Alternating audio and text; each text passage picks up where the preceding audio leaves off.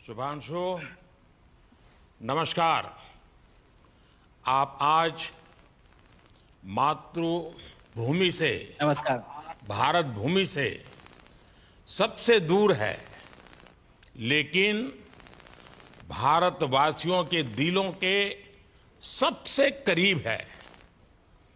आपके नाम में भी शुभ है और आपकी यात्रा नए युग का शुभ आरंभ भी है। इस समय बात हम दोनों कर रहे हैं, लेकिन मेरे साथ 140 करोड़ भारतवासियों की भावनाएं भी हैं। मेरी आवाज में सभी भारतीयों का उत्साह और उमंग शामिल है। अंतरिक्ष में भारत का परचम लहराने के लिए मैं आपको हार्दिक बधाई और शुभकामनाएं देता हूं।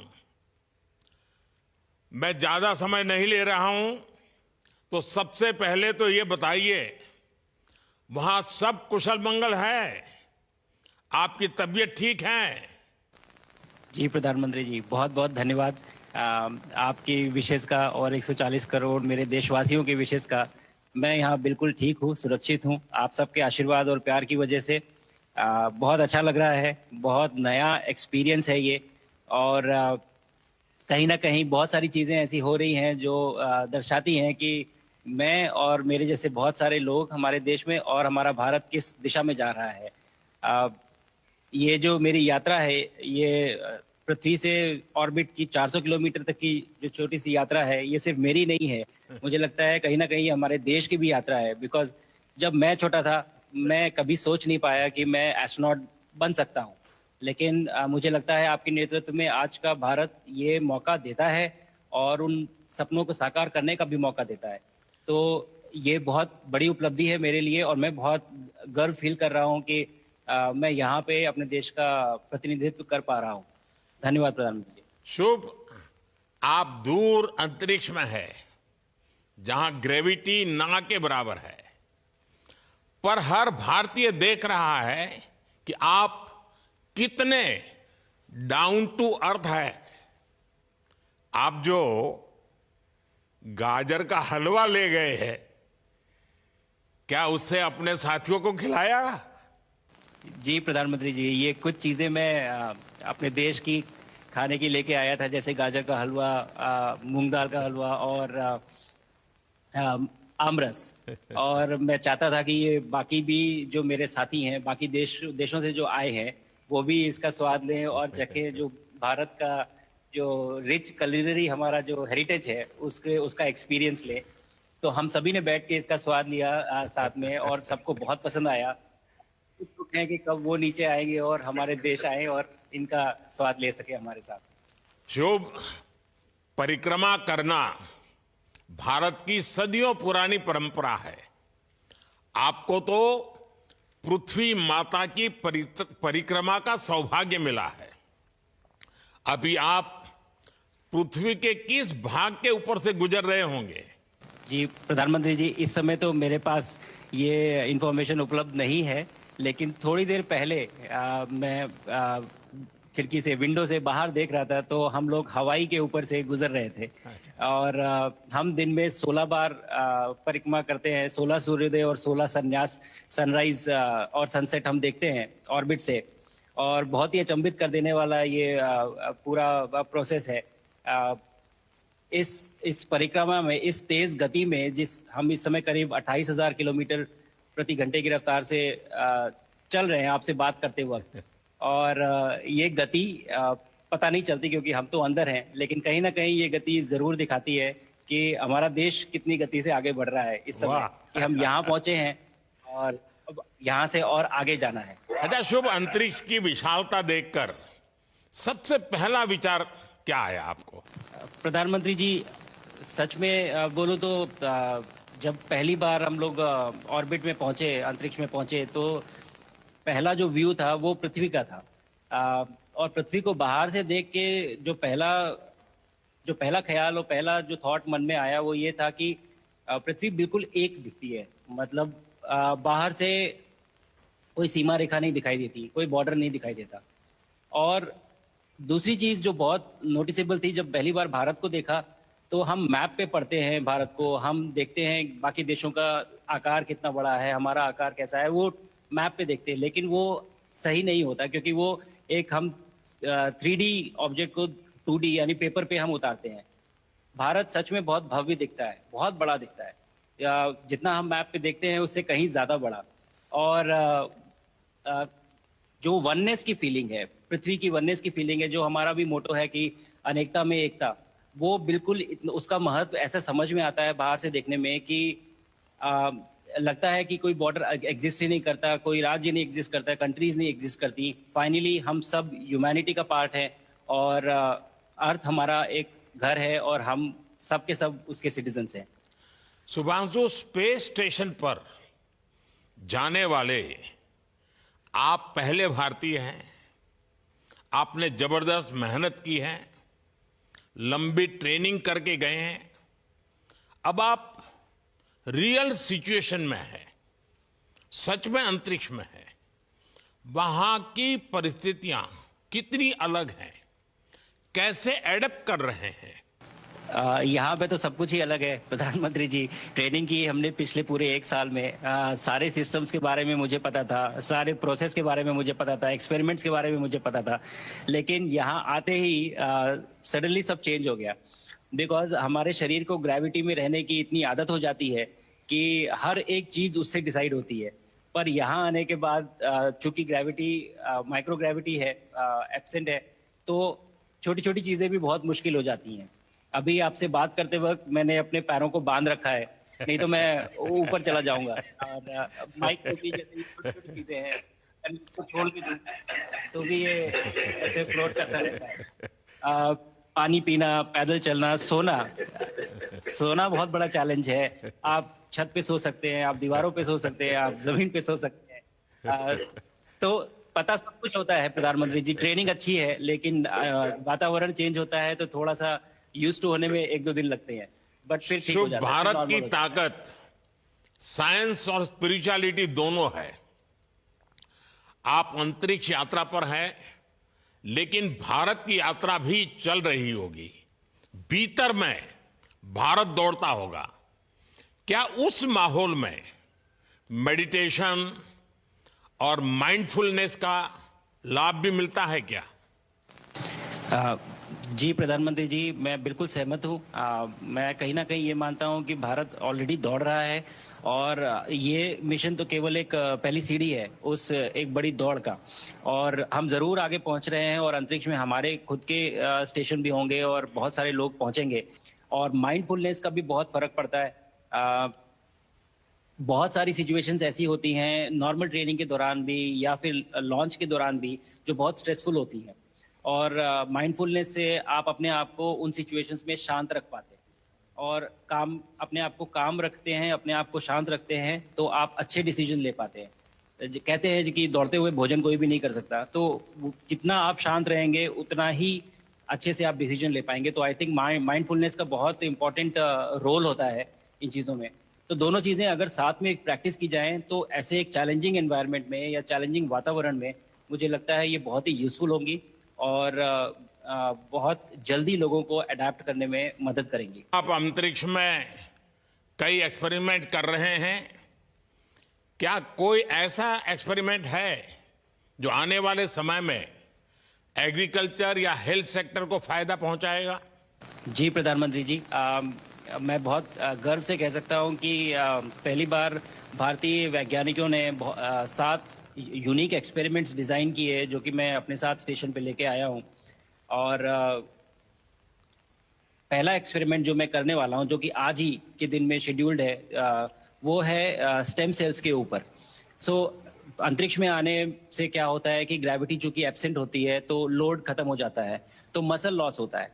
तो जो मेरा एक्सपेरिमेंट है वो ये देख रहा है कि क्या कोई सप्लीमेंट दे के हम इस मसल लॉस को रोक सकते हैं या फिर डिले कर सकते हैं।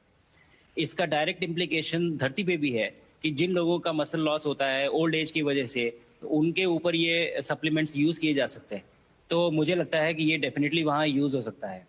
साथ ही साथ जो दूसरा एक्सपेरिमेंट है वो माइक्रो एल्गी की ग्रोथ के ऊपर। ये माइक्रो एल्गी बहुत छोटे होते हैं लेकिन बहुत न्यूट्रिशियस होते हैं। तो अगर हम इनकी ग्रोथ देख सकते हैं यहाँ पे और ऐसा प्रोसेस इजाद करें कि ये ज़्यादा तादाद में हम इन्हें उगा सकें और न्यूट्रिशन हम प्रोवाइड कर सकें, तो कहीं ना कहीं ये फूड सिक्योरिटी के लिए भी बहुत काम आएगा धरती के ऊपर। सबसे बड़ा एडवांटेज जो है स्पेस का वो ये है कि ये जो प्रोसेस है यहाँ पे बहुत जल्दी होते हैं, तो हमें महीनों तक या सालों तक वेट करने की जरूरत नहीं होती। तो इसलिए शुभांशु, यहाँ के जो रिजल्ट चंद्रयान की सफलता के बाद देश के बच्चों में, युवाओं में विज्ञान को लेकर एक नई रुचि पैदा हुई। अंतरिक्ष को एक्सप्लोर करने का जज्बा बढ़ा। अब आपकी ये ऐतिहासिक यात्रा उस संकल्प को और मजबूती दे रही है। आज बच्चे सिर्फ आसमान नहीं देखते, वे यह सोचते हैं मैं भी वहां पहुंच सकता हूं। यही सोच, यही भावना हमारे भविष्य के स्पेस मिशंस की असली बुनियाद है। आप भारत की युवा पीढ़ी को क्या मैसेज देंगे? प्रधानमंत्री जी, अगर मैं अपने युवाओं पीढ़ी को आज कोई मैसेज देना चाहूंगा तो पहले ये बताऊंगा कि भारत जिस दिशा में जा रहा है, हमने बहुत बोल्ड और बहुत ऊंचे सपने देखे हैं और उन सपनों को पूरा करने के लिए हमें आप सबकी जरूरत है। तो उस जरूरत को पूरा करने के लिए मैं ये कहूंगा कि सक्सेस का कोई एक रास्ता नहीं होता कि आप कभी कोई एक रास्ता लेता है, कोई दूसरा रास्ता लेता है, लेकिन एक चीज जो हर रास्ते में कॉमन होती है वो ये होती है कि आप कभी कोशिश मत छोड़िए, नेवर स्टॉप ट्राइंग।